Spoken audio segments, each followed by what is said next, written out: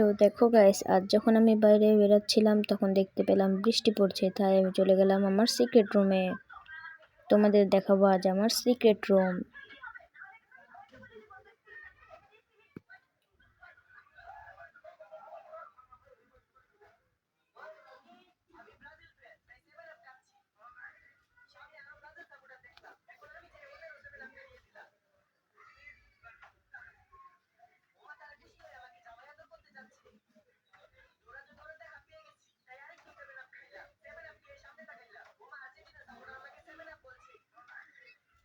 বর্তমানে তো আমি এখানে কিছুই রাখিনি, বাট আস্তে আস্তে এগুলোতে অনেক কিছু রাখবো।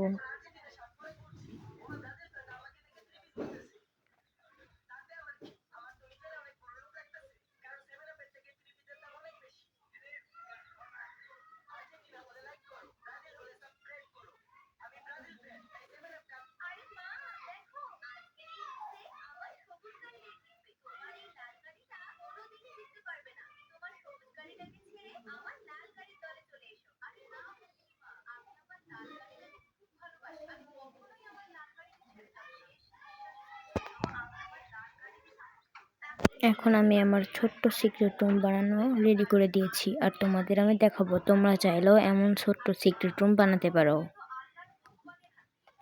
প্রথমে আমি পাথর ভেঙে একটা সুন্দর জায়গা বানিয়ে নিয়েছি, তোমাদের দেখাচ্ছি আস্তে আস্তে।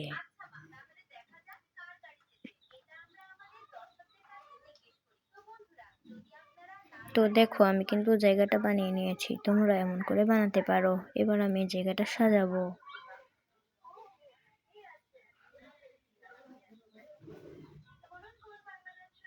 আমি এখান থেকে কিছু জিনিসপত্র নিয়ে নিচ্ছি।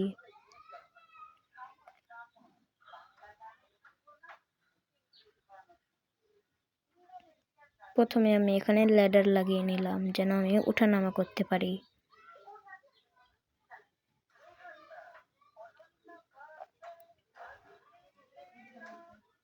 তারপর আমি কিছু জিনিস নিলাম, যেসব দিয়ে আমি আমার ঘরটাকে সাজাবো।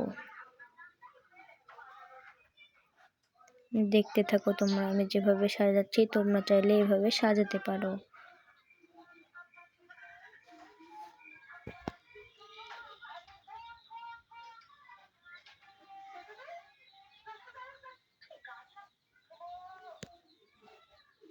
আমি চলে এলাম আমার ছোট্ট সিক্রেট রুমে।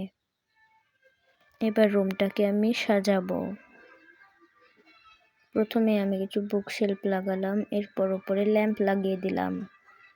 সাইডেও আমি ল্যাম্প লাগালাম।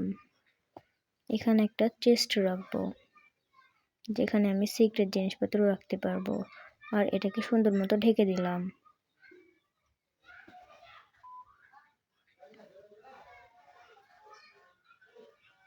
তারপর আমি বেড লাগালাম।